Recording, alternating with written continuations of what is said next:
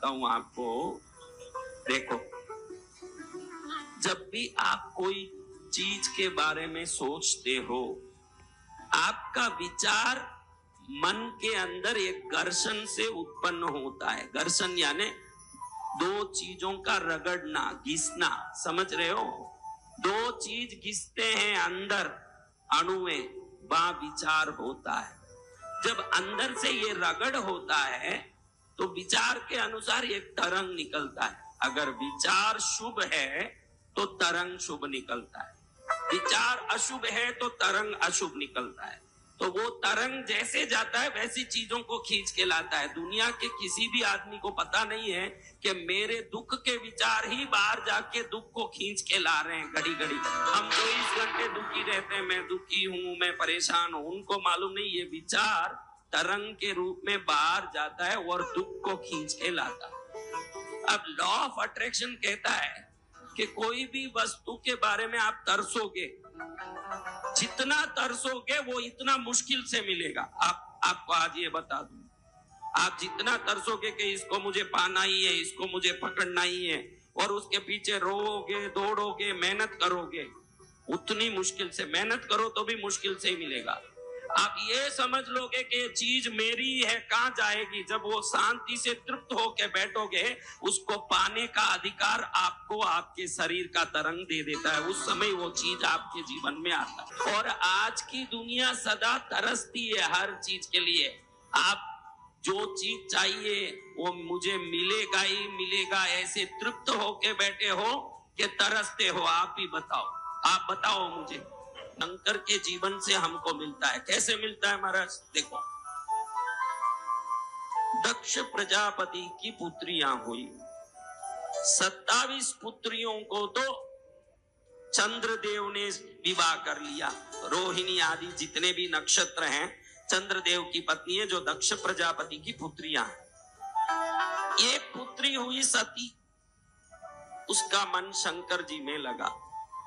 एक बार एक यज्ञ हुआ, यज्ञ में सभी देवता बैठे थे, दक्ष प्रजापति को प्रणाम किया, लेकिन शंकर जी ने दक्ष प्रजापति को प्रणाम नहीं किया। दक्ष प्रजापति को लगा कि मेरा बड़ा अपमान किया इन्होंने, बड़ा गुस्सा आया। लेकिन समय पा करके उसी दक्ष प्रजापति की पुत्री सती ने शंकर जी से विवाह कर लिया। अब दक्ष प्रजापति एक यज्ञ की व्यवस्था किए, सोचे कि जिसने मुझे पहले अपमान किया उसे क्यों बुलाऊं? उन्होंने बुलाया नहीं।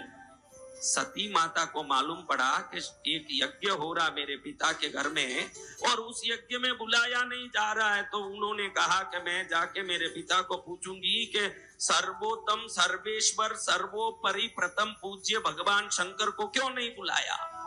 शंकर जी कहते हैं कि उधर जाने से अनर्थ होगा, मत जा। लेकिन विधि का विधान था, सती माता वहां गई और वहां बड़ा अपमान होने से अग्नि में कूद गई। अब जो चिताग्नि में भस्म हुई देवी, उसके शव को लेके भगवान कई घूमते रहे, बड़े विलाप करते दुखी होते। उनको ये वियोग से दुखी होते देख विष्णु ने चक्र से उन सती माता के कंधे पर पड़े अंगों के टुकड़े किए। वो 51 टुकड़े जहां जहां गिरे वो 51 शक्तिपीठ इस पृथ्वी तल पर हुए।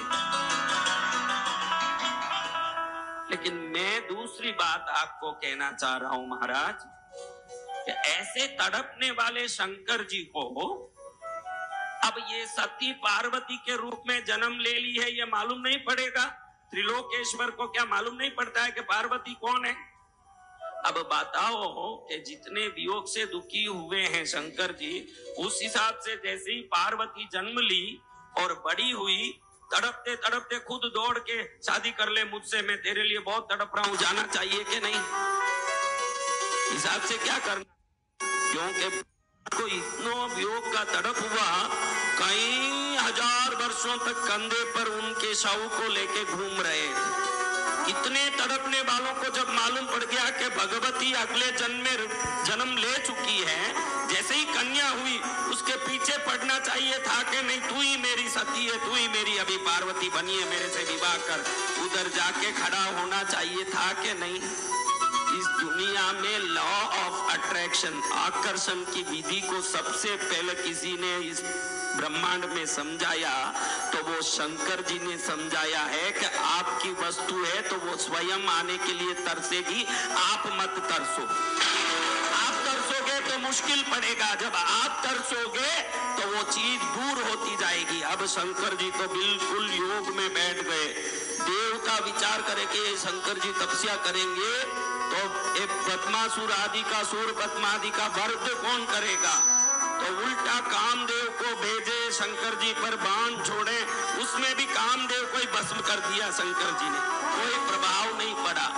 अब माता तपस्या कर रही है, आप किसी व्यक्ति को चाहते हो तो वो व्यक्ति, वो वस्तु आपका है, ये तृप्ति के साथ बैठोगे।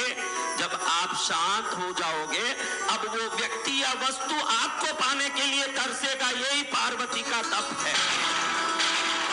इतना प्यार है शंकर जी का, तो पार्वती के लिए हिसाब से शंकर जी को तप करना चाहिए था। इतना वियोग से दुखी हुआ, आपने कभी ये सोचा ही नहीं होगा। Shankar ji law of attraction को अच्छी तरह जानते हैं, आकर्षण की विधि को, कि जो वस्तु हमारी है उसके प्रति निश्चिंत होके बैठे रहो।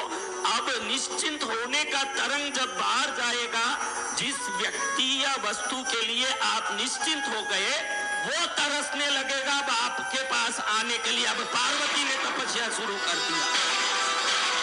तपस्या करना किसको चाहिए था महाराज? जिसको प्यार ज्यादा है वही तो पाने तरसेगा।